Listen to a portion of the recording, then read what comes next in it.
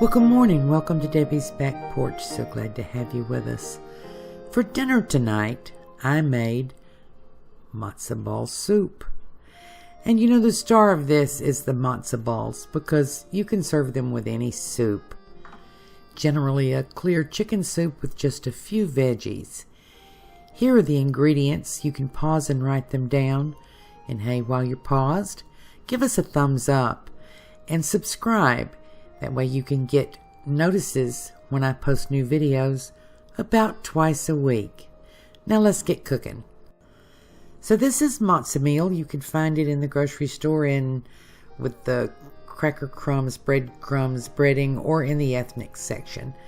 And that's the only brand I've ever bought, so that's the brand I can recommend.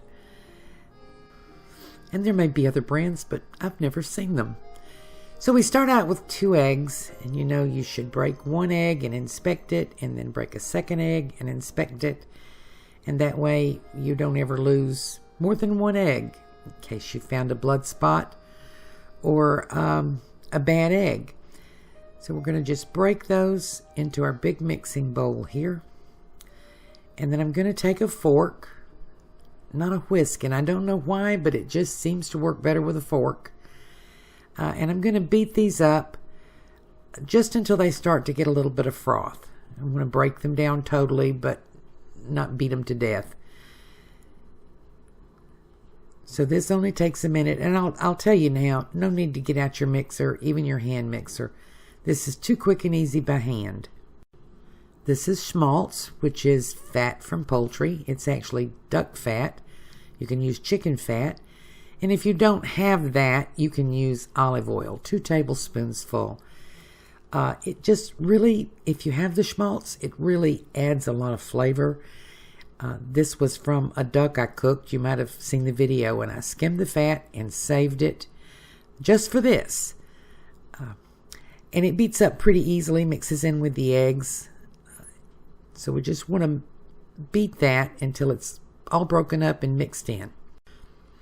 This is 2 tablespoons full of water, and I'm going to add a 1/4 teaspoonful of lemon juice. You'll find lots of disagreement among cooks on what to use as the liquid.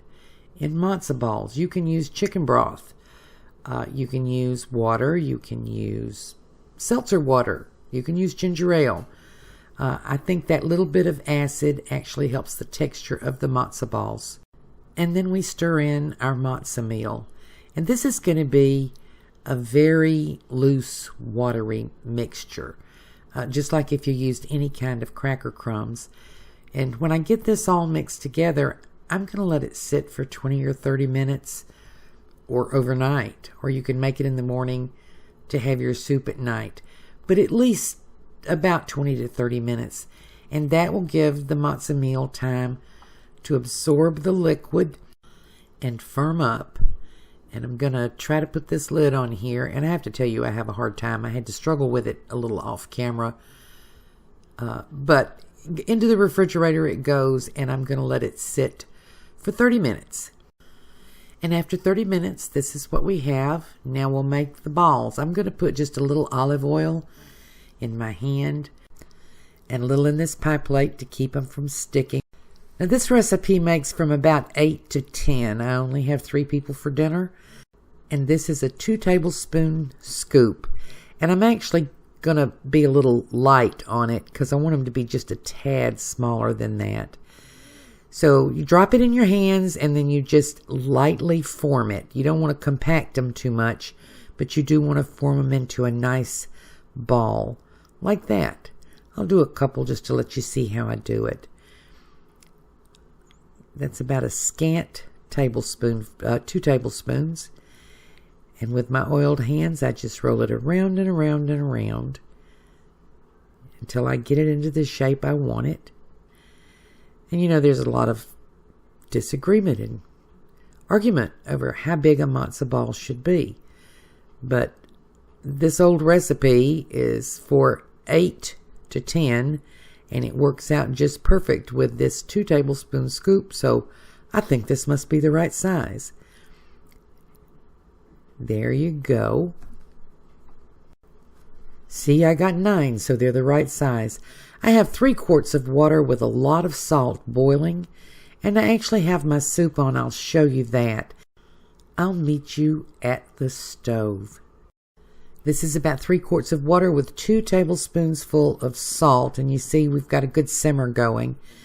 And I'm going to drop these in and boil them. Back here I have the soup, and this is just clear broth with a few little veggies, some carrots. I have a little bit of chives.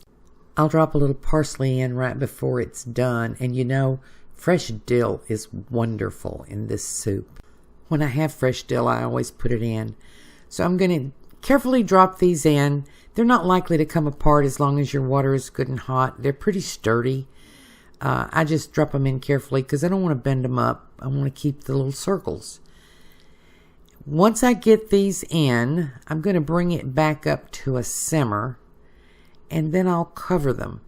These need to cook all the way through, and they swell up. They'll double in size. So you want to cook them long enough to cook them all the way through, and that is going to be about 35 minutes. Most recipes will tell you 30 to 40 minutes, but in this much water, this size, and in my Dutch oven here, 35 always works for me, so I'm going with that. We'll be back. And I do recommend a heavy pan. You don't want anything to stick, and it might. I'm going to show you this soup back here just so that you see. This is a thin, clear soup. The matzo balls are the star of the show. The soup shouldn't overpower them. And after 35 minutes, here we have the matzo balls. Now, you know, if you feel like you need to check them to make sure they're done, the only thing you can do is cut into one. They shimmy just a little bit when you shake them, so they're not hard. They're very light and fluffy. To me, that's because I put the little bit of lemon juice in. Some folks will tell you it's seltzer water. I really think it's anything that adds just a tiny bit of acid. I'm going to put a couple in this bowl. 2 is a normal serving. I had 3 because I had enough to have 3. And we'll just pour the soup over this. Now, let me warn you, I have heard of people cooking the matzo balls directly in the soup. You really shouldn't. It changes the flavor. It changes the texture. Just cook them and put them in the bowl, and then ladle as much or as little soup as you want. The trick, in my opinion, is to have a bite of matzo ball for every spoonful of soup.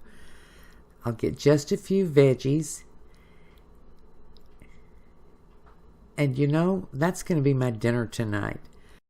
I love matzo ball soup. Let me cut into one. I want to show you the inside of this. Nobody wants a dense and heavy matzo ball. You want it to cut easily. You want it to be light and airy. I'm going to turn this so you can see. See all the little holes in there? The flavor just goes all through it. The flavor of the soup goes all through the matzo ball. And you can see it's done all the way through, but it is not heavy. It is not dense. And oh, it tastes so good. You'll notice that I salted the water and not the matzo balls. And the soup is salted. So we have just a great flavor there.